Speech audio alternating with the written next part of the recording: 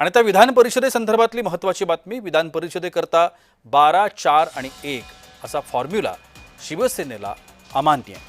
विधान परिषदेच्या 6 जागांकरता शिवसेना आग्रही आहे। मेरिटच्या आधारे 6वी जागा संभाजीनगर किंवा रायगड, रत्नागिरी, सिंधुदुर्ग अशी मिळावी अशी देखील शिवसेनेनं मागणी केली आहे। उपमुख्यमंत्री एकनाथ शिंदे दिल्ली दौऱ्यामध्ये आहेत आणि या संदर्भामध्ये ते अमित शहांशी चर्चा करण्याची शक्यता आहे। महायुतीमध्ये शिवसेना सापत्न वागणूक दिली जात असल्याचा सातत्यानं आरोप करते।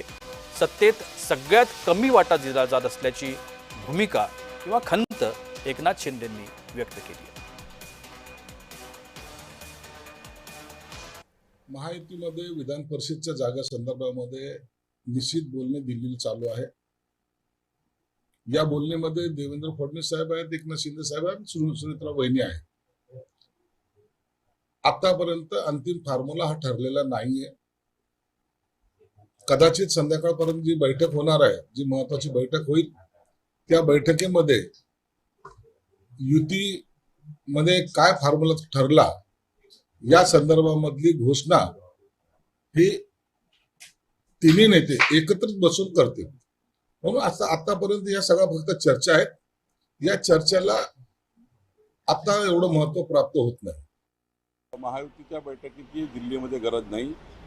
भारतीय जनता पार्टीचे अध्यक्ष रवींद्र चव्हाणजी, आमचे मुख्यमंत्री देवेंद्र फडणवीसजी, एकनाथ शिंदेजी, सुनेत्रा पवारजी, त्यांच्या पक्षाचे नेते असं बसून हा आता जवळपास निर्णय झाला आहे।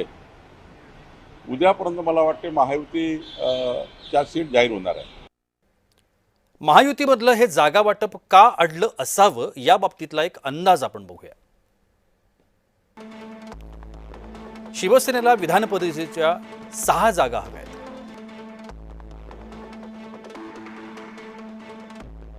ठाणे, पालघर, नाशिक, जळगाव, संभाजीनगर, जालना, परभणी, हिंगोली आणि रायगड, रत्नागिरी, सिंधुदुर्ग या जागांकरता शिवसेना सातत्यानं आग्रही आहे। जळगाव आणि संभाजीनगर, जालन्याच्या जागेवरती शिवसेना आणि भाजप दोन्ही पक्ष दावा करतात।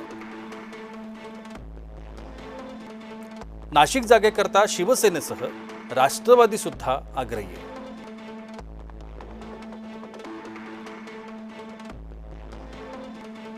पुण्याच्या जागेवर राष्ट्रवादी आणि भाजपा हे 2 पक्ष दावा सांगतात। जळगावातून शिवसेनेकडून मंत्री गुलाबराव पाटलांचे पुत्र इच्छुक आहेत।